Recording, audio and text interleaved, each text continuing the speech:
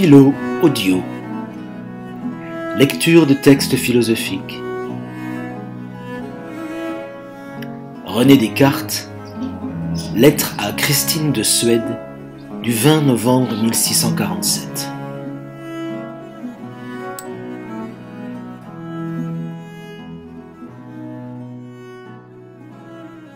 Madame, j'ai appris de Monsieur Chanu qu'il plaît à votre majesté que j'ai l'honneur de lui exposer l'opinion que j'ai touchant le souverain bien, considéré au sens que les philosophes anciens en ont parlé. Et je tiens ce commandement pour une si grande faveur, que le désir que j'ai d'y obéir me détourne de toute autre pensée, et fait que, sans excuser mon insuffisance, je mettrai ici en peu de mots tout ce que je pourrais savoir sur cette matière. On peut considérer la bonté de chaque chose en elle-même, sans la rapporter à autrui, auquel sens il est évident que c'est Dieu qui est le souverain bien, parce qu'il est incomparablement plus parfait que les créatures. Mais on peut aussi la rapporter à nous, et en ce sens, je ne vois rien que nous devions estimer bien, sinon ce qui nous appartient en quelque façon, et qui est tel que c'est perfection pour nous de la voir. Ainsi, les philosophes anciens, qui, n'étant point éclairés de la lumière de la foi, ne savaient rien de la béatitude surnaturelle, ne considéraient que les biens que nous pouvons posséder en cette vie.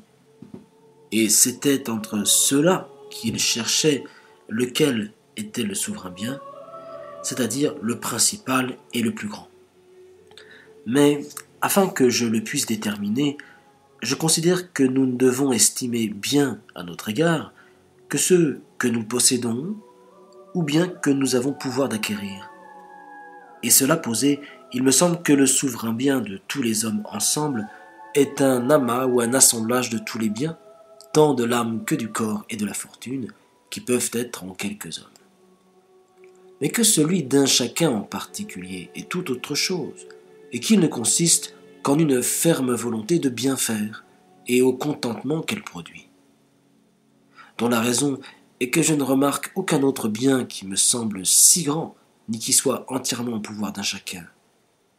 Car pour les biens du corps et de la fortune, ils ne dépendent point absolument de nous, et ceux de l'âme se rapportent tous à deux chefs qui sont l'un de connaître et l'autre de vouloir ce qui est bon. Mais la connaissance est souvent au-delà de nos forces. C'est pourquoi il ne reste que notre volonté dont nous puissions absolument disposer. Et je ne vois point qu'il soit possible d'en disposer mieux que si l'on a toujours une ferme et constante résolution de faire exactement toutes les choses que l'on jugera être les meilleures et d'employer toutes les forces de son esprit à les bien connaître. C'est en cela seul que consistent toutes les vertus. C'est cela seul qui, à proprement parler, mérite de la louange et de la gloire. Enfin, c'est de cela seul que résulte toujours le plus grand et le plus solide contentement de la vie.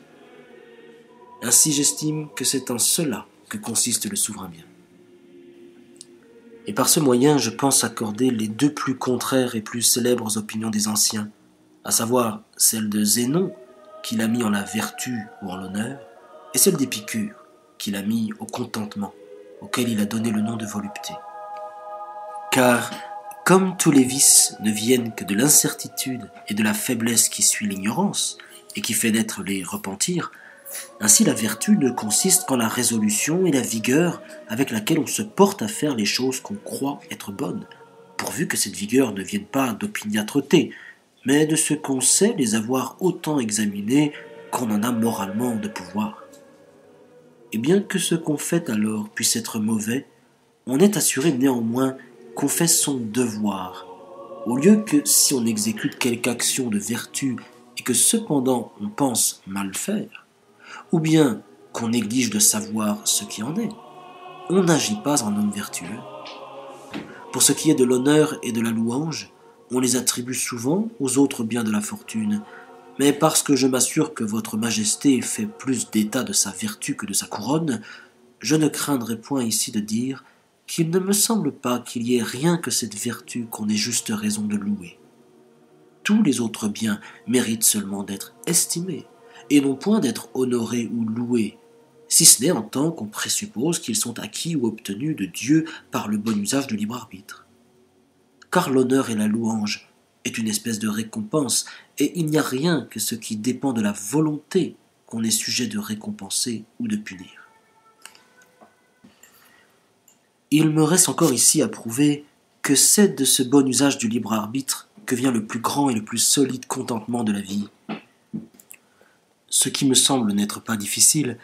parce que considérant avec soin en quoi consiste la volupté ou le plaisir, et généralement toutes les sortes de contentement qu'on peut avoir, je remarque en premier lieu qu'il n'y en a aucun qui ne soit entièrement en l'âme, bien que plusieurs dépendent du corps,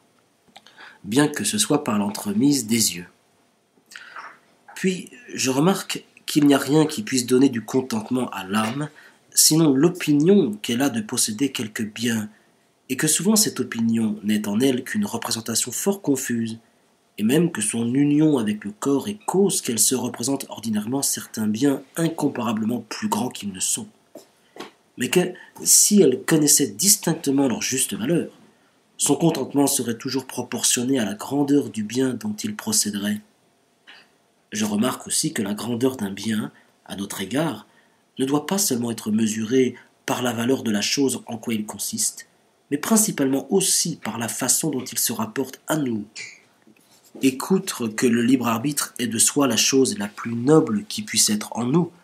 d'autant qu'il nous rend en quelque façon pareils à Dieu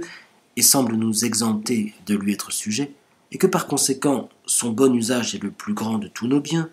il est aussi celui qui est le plus proprement nôtre et qui nous importe le plus, d'où il suit que ce n'est que de lui que nos plus grands contentements peuvent procéder.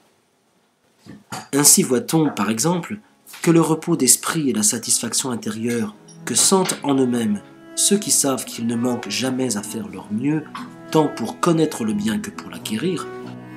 est un plaisir sans comparaison plus doux, plus durable et plus solide que tous ceux qui viennent d'ailleurs.